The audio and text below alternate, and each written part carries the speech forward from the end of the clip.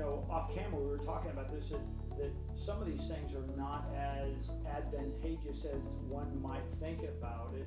And would you mind just sharing some of the programs that are out there for first-time buyers, and maybe some of the things they need to be aware of that maybe they need to be aware of going in, so when they're going out, they really need to make sure they have their ducks in a row? Right, exactly. In fact, that's a good question, because first-time home buyers and the programs that are available for them, I think there's a lot of I don't think there's a lot of knowledge as to really what's available and how they really work. And one of the things I tell people when I get calls from somebody who's a first-time home buyer is I always want to start with making sure they're aware of what's available, just what I would call off the shelf. In other words, not necessarily a specific home buyer, first-time home buyer design product, but just what's available in the general mortgage market and always has been. For example, the two government-sponsored enterprises, Fannie Mae and Freddie Mac, who buy conforming loans from lenders. Both agencies have programs that are geared toward first-time home buyers, and those are predominantly geared toward minimal down payment.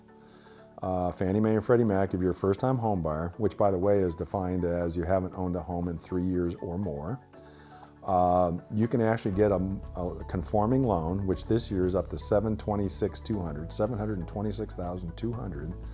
You can get that loan amount if you're a first-time home buyer with a 3% down payment. When I tell folks that, most folks are shocked. They had no idea you could get a conventional conforming loan with a 3% down payment.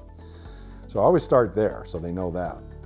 FHA, which has always been believed to be for first-time home buyers only, that's not true. You do not have to be a first-time home buyer to get an FHA loan.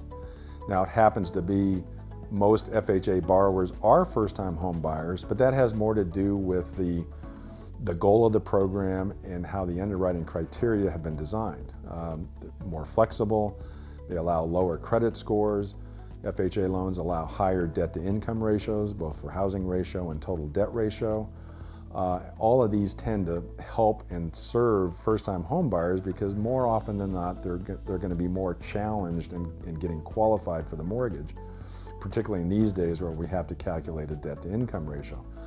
Again, FHA is not a first-time home buyer program, so anyone can get an FHA loan, and you can get one with a 3.5% down payment. So right there, two standard programs, been around forever, 3 or 3.5% down, whether it's Fannie Mae, Freddie Mac conforming, or FHA.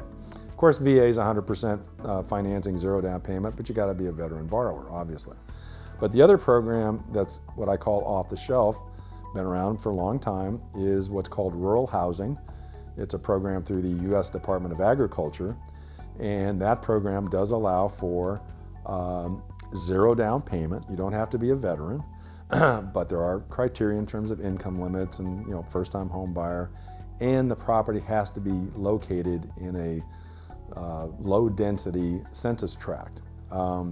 So the program is geographically limited as to where you can get that type of loan. Now, here in the Coachella Valley, for example, Olive Desert Hot Springs is eligible for USDA loan, 0 down payment. No restriction there in the area? No.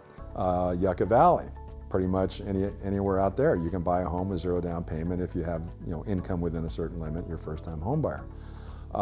So again, that's a program a lot of folks don't realize is available and can be very effective in helping a first-time home buyer.